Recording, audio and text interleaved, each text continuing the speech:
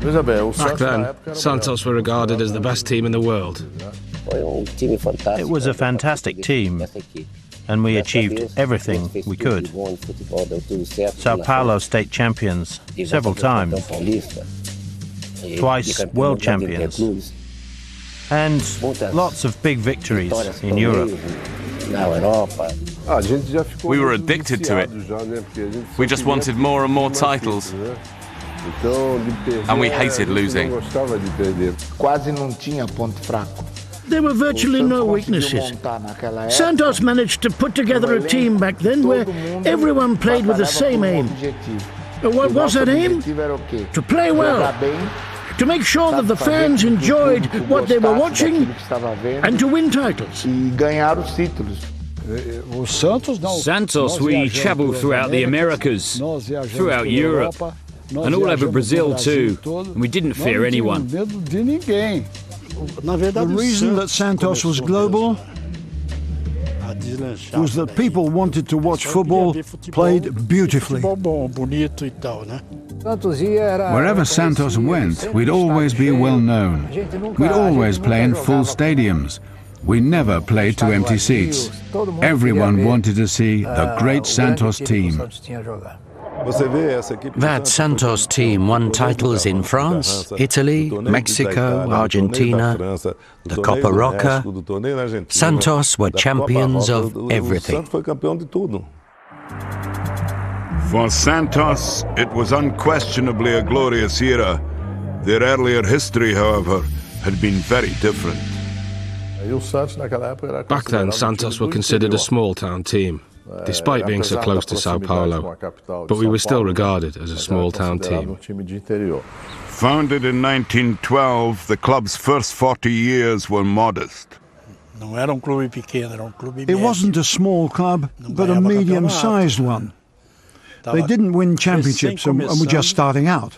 But luckily for us, we had a youth team coach who was very intelligent. And our chairman realized this and promoted him to the first team. As a manager, he was superb. He had great vision. He was coach of the juniors and then the seniors, and had brilliant overall perspective. This coach was Lula, and his vision was aided by a special group of players, many of whom went on to represent Brazil. In 1956, we'd won the Sao Paulo State Championship, and that was without Pele. Pele only joined us at the end of the year. He wasn't involved in those successes. It was in 1956 that the club was changed forever by the arrival of Edson Arantes do Nascimento from Bauru. When I was 15, I trained for the first time with Santos, and after just one training session they signed me up. Lula, the coach back then, called my father and said, "Let him stay here to have a trial with us." So I never went back to Bauru and stayed in Santos. He had everything that a footballer should have. He was a player of the highest level. Even today, I still haven't seen anyone I can compare him to, because he had every quality a player could need. Ability on the ball, great vision, good reactions.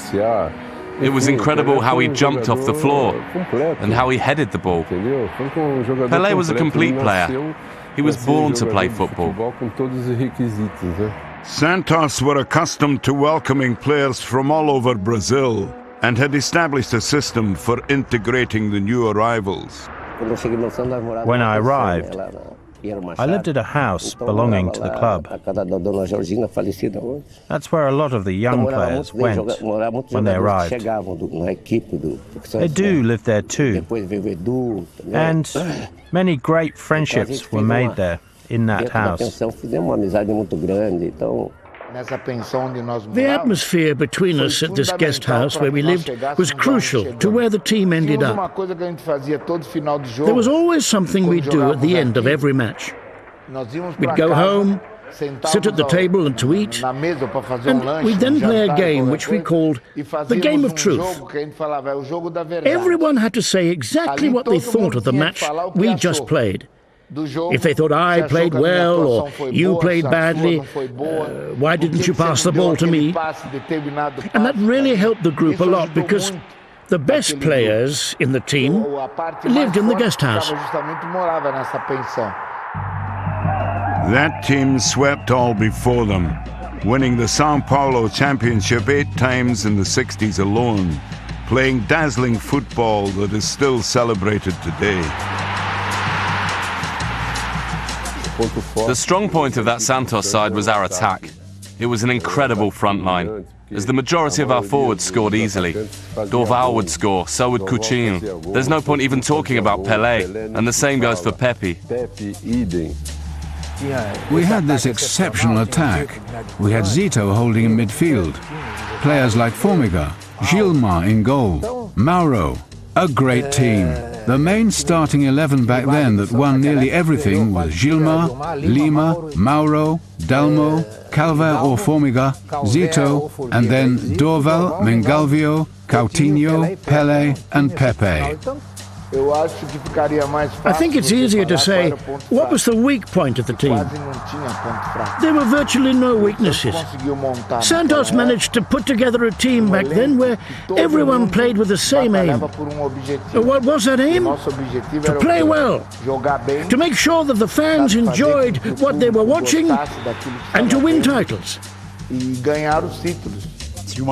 had great vision for the game. And when he made me captain, I felt like he was giving me the whole club. And I helped him a lot. When the players needed a kick up the backside, I didn't let them get comfortable. Zito would shout on the pitch. He was a defensive linchpin, the mouthpiece of the team. I helped everyone out. For example, I never let the board or Lula try and exploit us. If the players needed more money because salaries were low, I'd get them better salaries. I'd go to the board and I'd get them a better wage. The players knew and appreciated that, so they helped me out and supported me on the pitch. I learned so much from him, as a person as much as anything. He was so professional. He took everything very seriously. He respected the opposition and his duties. And he was a great example to follow. I followed his example both here at Santos and in the national team. Pele didn't have the talent to be captain. His talent was to play football, of course.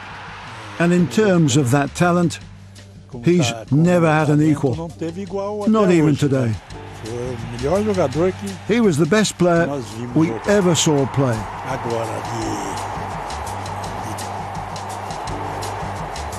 But as a captain, no.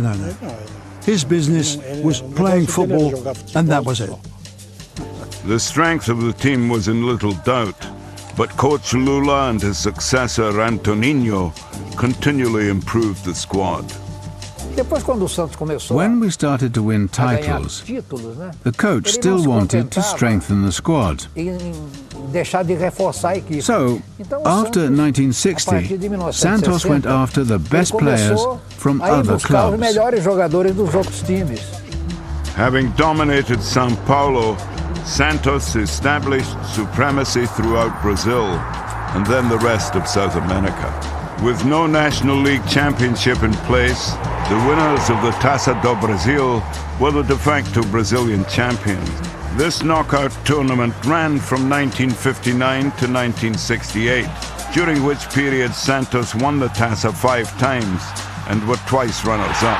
A place in the Copa Libertadores awaited the victors. In 1962, Santos beat Peñarol in the final to be crowned the best team in the Americas.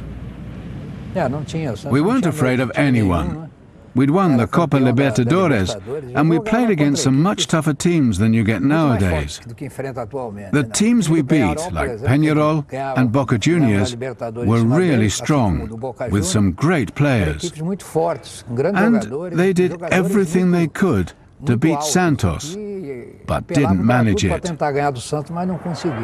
The first Brazilian team to become South American champions now sought an even bigger prize. These days, Brazilian teams have a bit more experience of playing in international competitions, but not back then. We barely realized we were South American champions when we were then told we'd be playing for the world title against Benfica.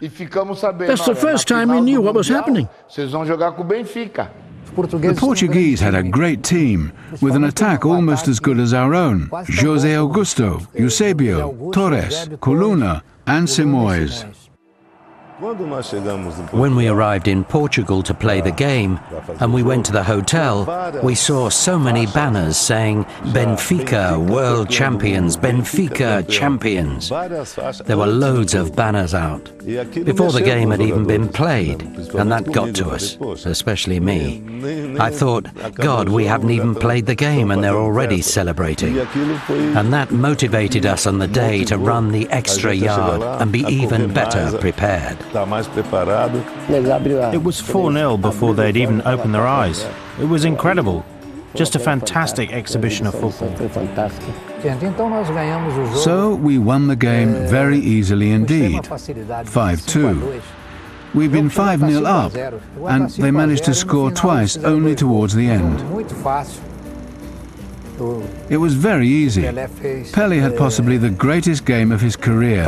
He scored 3. Coutinho got 1, and I got the other. At the end of the game, something unforgettable happened. There must have been only about 1,000 Brazilians in the crowd that night. They were nearly all Portuguese and obviously supporting Benfica. But the whole stadium gave our team a standing ovation. Pele was just too much for them in that game. Too much. I reckon that was one of the best games I have ever played in my life. No doubt at all. I remember when we went back, we didn't go back to Brazil directly.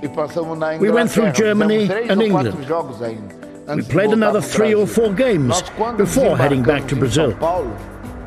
When we landed in Sao Paulo, it was all fairly normal. A few people came out to greet us.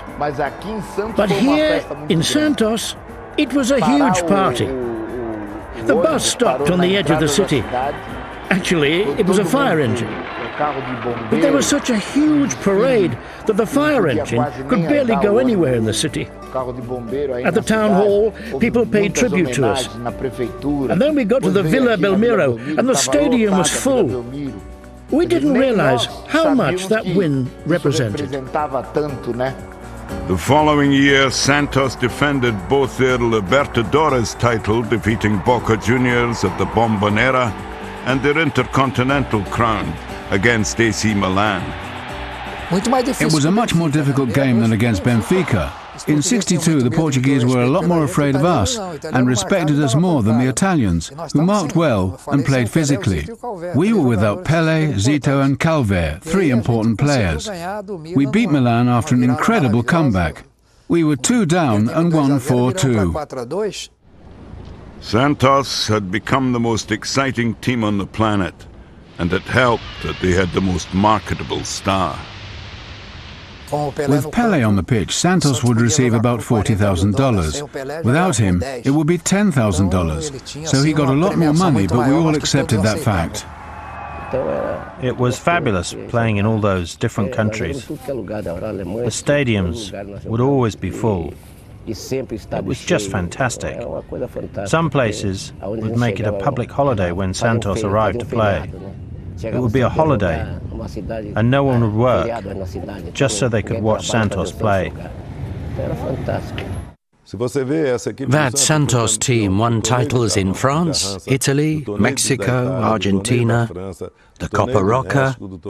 Santos were champions of everything. Just an incredible team.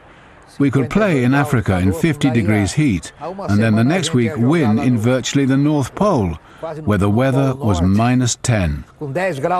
We never had this thing of saying we needed time to adapt to a place. We just go out on the pitch, play, and win.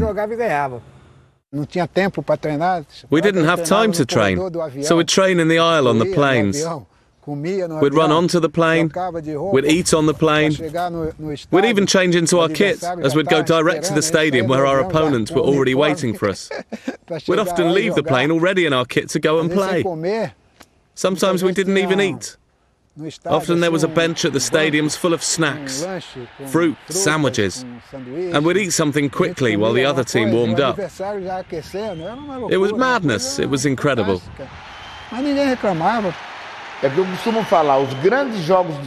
The great Santos games weren't here in Brazil. They were played abroad. I never thought about leaving Santos, as I was very happy there. Obviously, I'd have earned more money abroad, but I thought, if I'm happy here, why would I go to Europe just to earn a bit more money? And I don't know if I'll settle there or not. So I never wanted to leave Santos. There'd be an offer for him from Europe all the time, but everything was so good at Santos that none of us wanted to leave. We wanted to win things here. We loved the club. Santos made a lot of sacrifices too to keep hold of Pele. Due to his fame, Santos were able to go on more tours and get more money, and therefore were able to have enough resources